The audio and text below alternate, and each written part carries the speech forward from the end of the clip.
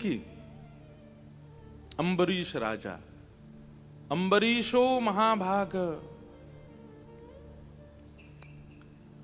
अम्बरीश राजा ऐसे महाभागवत हुए जो राजा हैं, जो पदवी पर रहते हैं, जो परम धनवान हैं, जिनकी आज्ञा पर एक छत्र सम्राट पूरी भूमंडल कार्य करता है। लेकिन वे राजा अपने ठाकुर जी की सेवा निज कर से करते हैं, उसमें कोई प्रमाद नहीं करते। बहुत ध्यान से सुनिएगा। अपनी पत्नी को, अपने नौकरों को, अपने सेवकों को, सबको कहा कि सब कार्य करो, सृष्टि का कार्य करो, गांव का, शहरों का पालन का कार्य करो, घर के सब कार्य करो, पर मेरे ठाकुर जी की सेवा वो मैं खुद करूंगा, उसमें मुझे किसी की आवश्यकता नहीं है। पत्नी कहती है हम पर थोड़ी कृपा कर दो, हमें भी सिखा दो। तो पत्नी से भी कहते हैं कि तुम बाकी की सेवा करो, लेकिन ठाकुर जी की सेवा तो मैं ही करूंगा। ऐसे अम्बरीश राजा कहते हैं। अम्बरीश राजा इतनी सेवा करते, अपने हाथों से पोंछा लगाते, अपने हाथों से झाड़ू लगाते, अपने हाथों से पुष्प तोड़ के लाते, माला बनाते, ठाकुर जी को पहनाते, अपने हाथों से वस्त्र सिलते, ठाकुर जी को धराते। कोई भी सामग्री बाहर की प्रयोग नहीं लेते थे, प्रत्येक सामग्री अपने हाथ से। ठाकुर जी की सेवा में जाने वाले इत्र और गुलाब जल भी स्वयं बनाते थे। बड़े बड़े मंदिरों में, हमारे नाथद द्वार में, श्रीनाथ जी के मंदिर में, वहां पर अधिकतर ऐसा वहां का नियम बना लिया गया कि प्रत्येक सेवा की सामग्री भीतर ही निर्माण होती है, मंदिर में ही। इत्रादि की भी व्यवस्था भीतर ही बनती, बाहर के इत्रों का प्रयोग नहीं। आप कहेंगे महाराज जी क्या ये प्रेम की पराकाष्ठा है? तो अम्बरीश राजा सब कुछ अपने आप अर्पित करते ठाकुर जी को।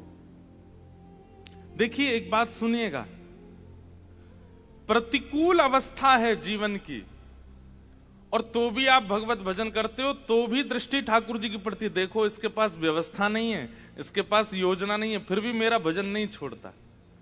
और दूसरी, बहुत कुछ प्राप्त हो गया है, उसके बाद भी भगवत भजन नहीं छोड़ते, तो भी ठाकुर जी की दृष्टि पड़ती है। देखो इसके पास भोगने के लिए सब कुछ है, लेकिन फिर भी मेरा ध्यान नहीं छोड़ा।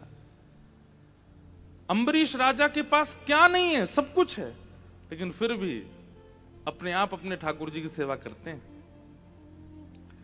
एक बार अम्बरीश राजा अपनी सेवा में यह देख रहे थे कि ऐसी कौन सी सेवा है जो कोई और करता है और ठाकुर जी स्वीकार कर रहे हैं, मेरे से नहीं हो रही वो।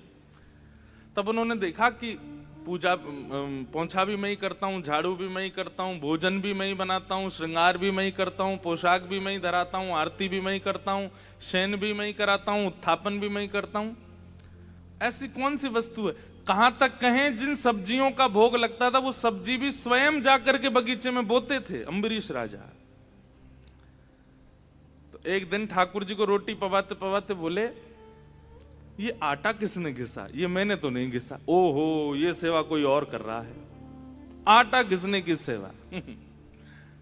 चक्की मंगाई तुरंत, और चक्की मंगा करके बोले अब बाहर से आटा आना बंद, राजभवन का आटा आएगा, सब लोगों का आटा बाहर से घिस के आएगा, पर मेरे ठाकुर जी की रोटी जो बनेगी वो मैं स्वयं घिसूंगा।